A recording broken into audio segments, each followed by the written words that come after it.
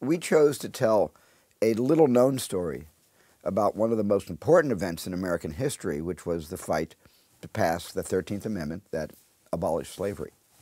And to give that complicated story its due and to explore it in as much detail as we felt it deserved, we counted on the audiences for Lincoln to supply the now universal understanding that slavery was horrific, the same way we count on the audience's awareness of the horrors of the Civil War itself, which visually occupies only a very small portion of our film.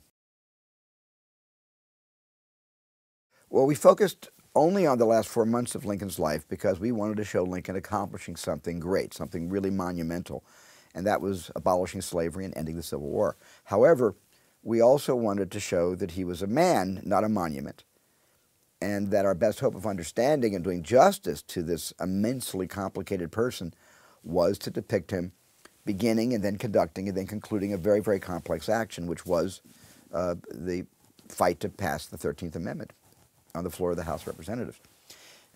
We hoped to locate an event that also hadn't been previously dramatized, but had very, very significant and very, very legitimately high stakes. And we also wanted to be able to include Lincoln's family dynamic, but again, only at the moments in which they actually collided with the public events that this whole story is about.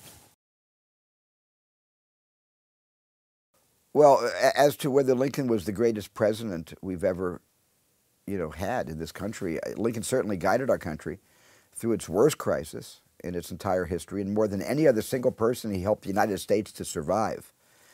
And we feel that in doing this, he helped the idea of democracy as a viable political system to survive. And more than any other single person, Lincoln helped end slavery.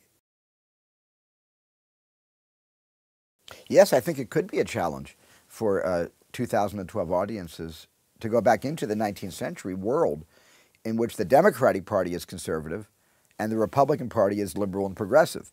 But that was actually the case in that part of the 19th century. And the pathways that both of these parties took to the present day, in which they basically traded political places, could be the subject of lots of movies and stories.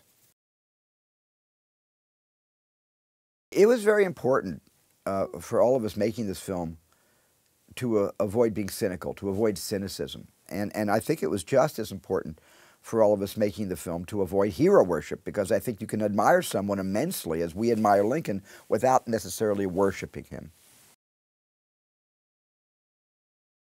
Yeah, there's many, many feature-length stories that could have been told and found on very nearly every page of Doris Kearns Goodwin's 800-page team of rivals.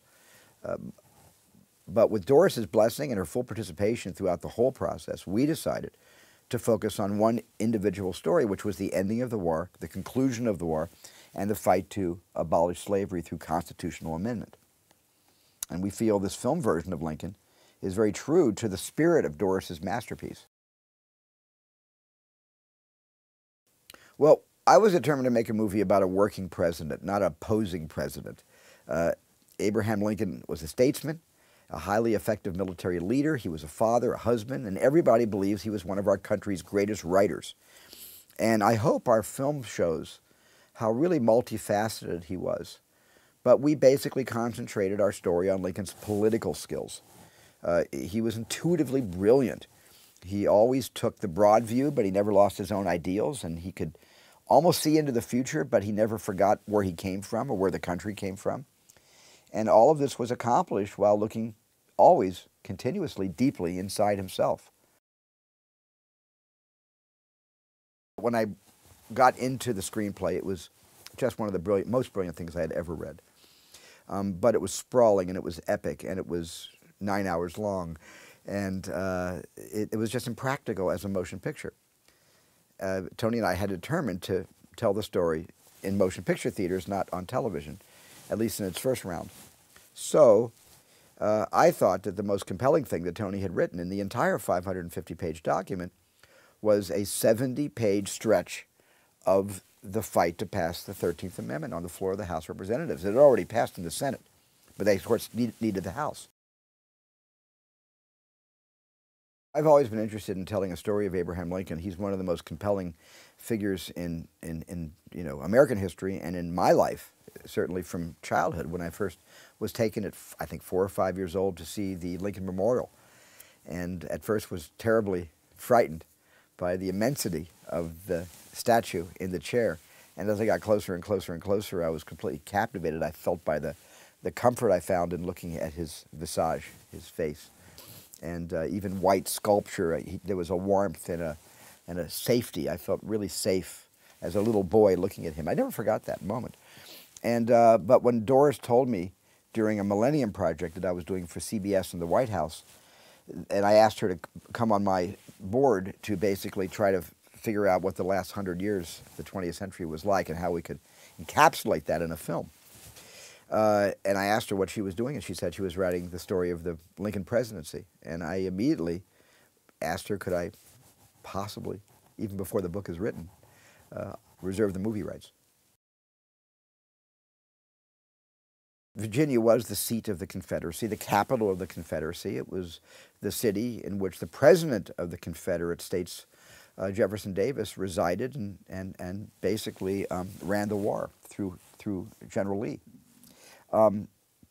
We went there for many reasons, one of which was, the governor, Governor McDonnell, completely opened, the doors, gave us basically the key to the city, and made it very easy for us to come there and tell the story. I wanted everybody to feel there was a real sense of authenticity on the set, where the only real imposition would be that there was a camera and there were monitors, and that would be the only real imposition on the time period. So I simply asked the actors when they came onto the set not to kibitz, not to talk about, the book they were reading or sports scores or what was happening at home with their families.